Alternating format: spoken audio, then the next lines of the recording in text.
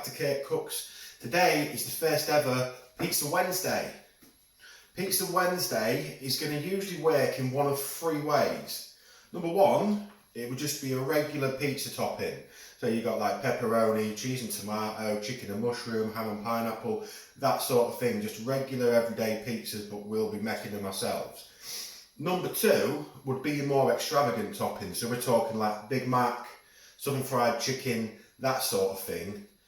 And number three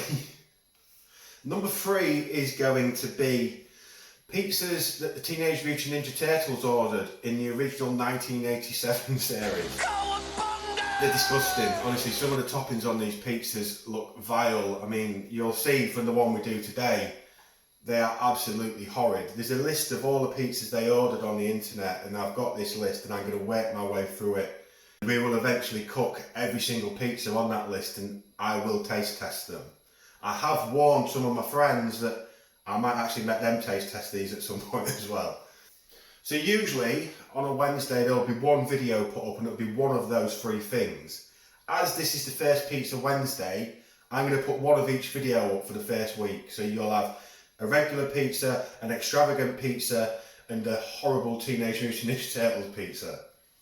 Because I'm doing three today, and it'll be the same most weeks to be fair, I'm not going to sit and make separate batches of dough for multiple pizzas every week.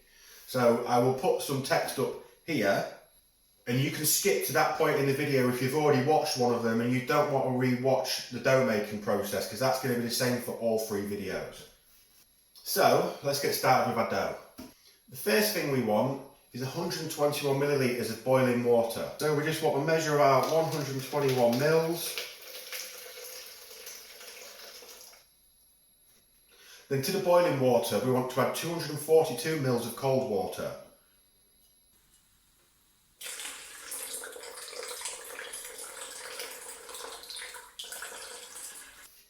That should then give us a total of around 364 mils. That will now be the optimal temperature for yeast. So you now want to be adding 7 grams of instant yeast. I've got these little instant yeast sachets. I ended up with quite a lot of these because it was the only thing I could find in the shops during lockdown. So I've still got a few of these to use, so I'm going to use one of those today. Just want to add your yeast into your water and just give that a quick stir. So you then want to add 18 grams of salt into your water and yeast. Now salt can kill yeast, but this isn't enough to kill the salt. All this will do is just slow the yeast down and stop it from rising too fast. So next up, you're going to want your mixing bowl. I'm using a hand mixer today. If you don't have a hand mixer, a wooden spoon in a bowl will be fine. It's just going to take you a little bit longer and you're going to have to knead it. So the next step is to add 600 grams of flour into your mixing bowl. I highly recommend you get the double O flour.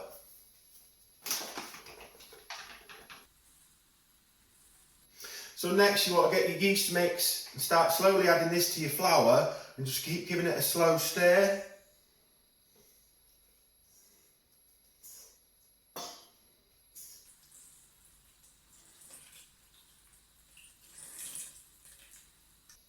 So you now just want to give this a good mix so it all just comes together.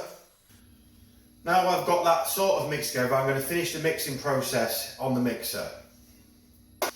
If you're using a mixer, you just want to start off on the lowest speed it goes.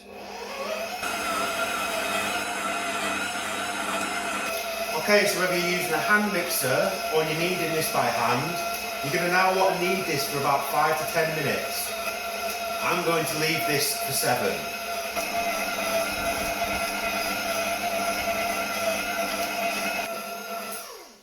And that has been 7 minutes. So now I just want to take this off.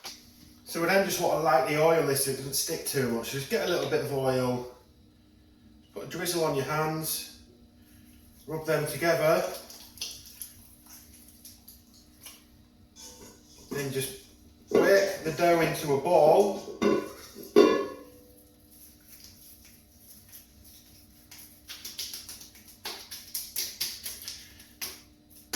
And we now just want to cover that with some cling film and leave that to rise until it's doubled in size, which with this recipe should be about 2 hours. So obviously we've got quite a lot of time now until we can actually do anything else with the dough. I'm going to quickly show you how to make a no-cook tomato sauce for your toppings for your pizzas. You just want a can of peeled plum tomatoes. Just drain the excess water out and then just discard of that.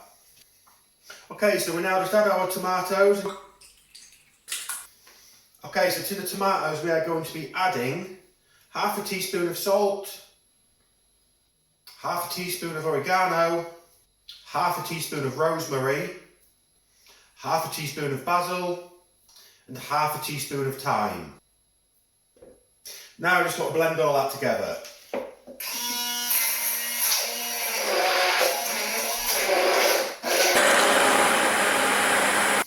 And that is it, that's the sauce finished. It really is that simple. This wants to be refrigerated. You can put it in like this. I'm just going to put it in a container with a lid just so it doesn't get knocked over or anything.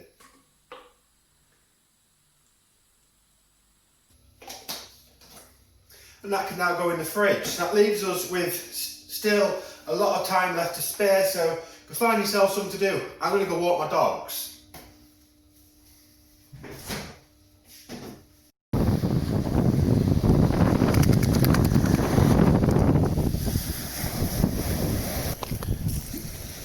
Instead I'm going to take my dogs for a walk. Loki goes for a walk.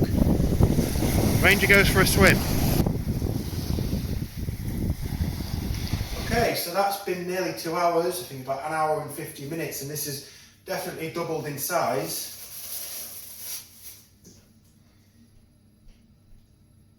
So now this is original, we're about to get ready to split this into 4 separate batches. There's enough here to make about 4 10-inch pizzas. Now you would usually put these into separate mixing bowls or something. I had a bit of an accident at the beginning of the week and all of my glass mixing bowls ended up smashed on the floor, so I'll just be using whatever I've got. So to start with, just lightly spray your bowls with some non-stick spray.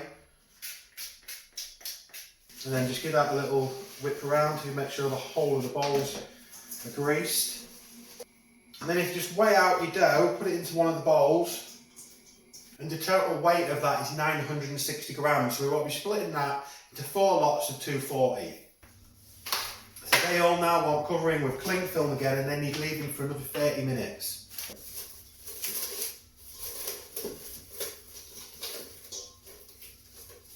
So once you've got all those covered, like I say, you just want leaving for 30 minutes. Now would be a good time to preheat your oven if that is what you're going to be cooking them on. I mean, there's so many different ways you can cook these. You can put them in the oven, you can do the frying pan method, there's so many different ways to cook them. And we will cover some of them at some point, but for the majority of the time, I'm going to be using my Baker Stone pizza oven. The Baker Stone is actually supposed to be used on outdoor barbecues, but I've had this thing for about 5 years and I always use it on my gas hobs and it's always worked fine. Okay, so that dough's ready. Now just peel off the cling film and give the base a good flouring. It's also a good time to get your hands floured. Then grab your dough, roll it into a ball, place it down onto your floured surface. So make sure it's nice and round, and then just pat this out into a disc with your fingers. Chuck a little bit of this flour on the top. And once you've got that into a good shape, 9 o'clock and 6 o'clock, and just keep turning.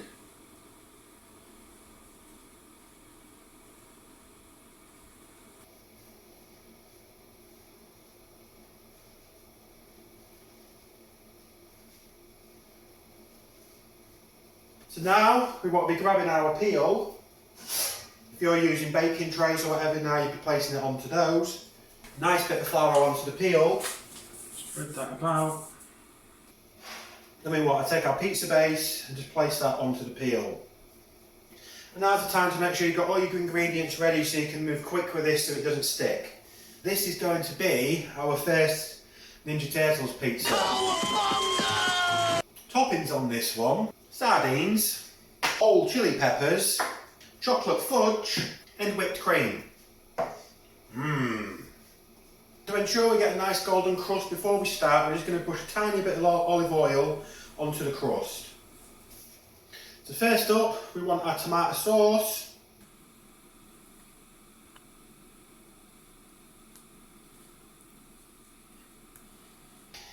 Next up we'll take some of our sardines. These look delicious.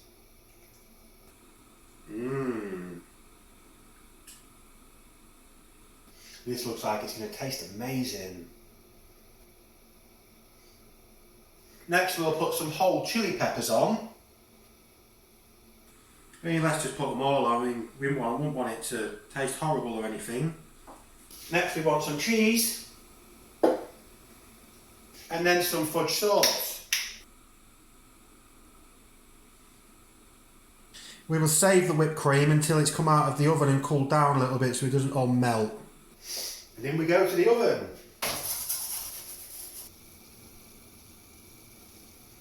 Just give that a quick spin.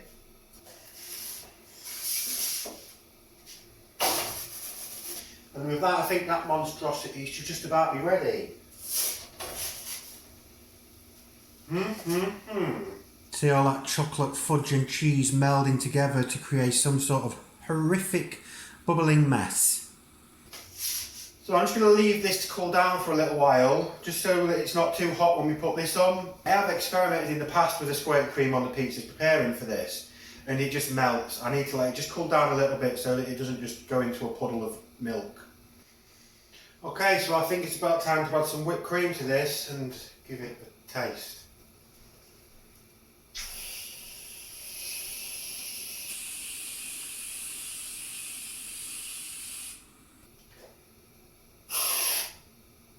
Okay, let's see. I'm in the mood for a chocolate fudge, sardine, chili pepper pizza with plenty of whipped cream on top. So let's cut a bit of this off.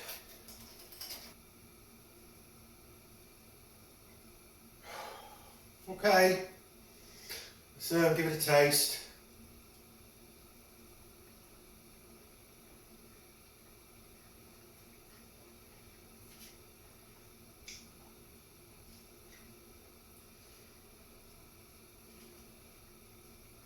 Oh. Chilies are really hot. Fudgy chocolate stuff doesn't really go well with the cheese and tomato and everything else that's on there. I'm not really a big fan of the taste of sardines either, so winner. Highly recommend you all make this one at home. I'm going to throw this in the bin.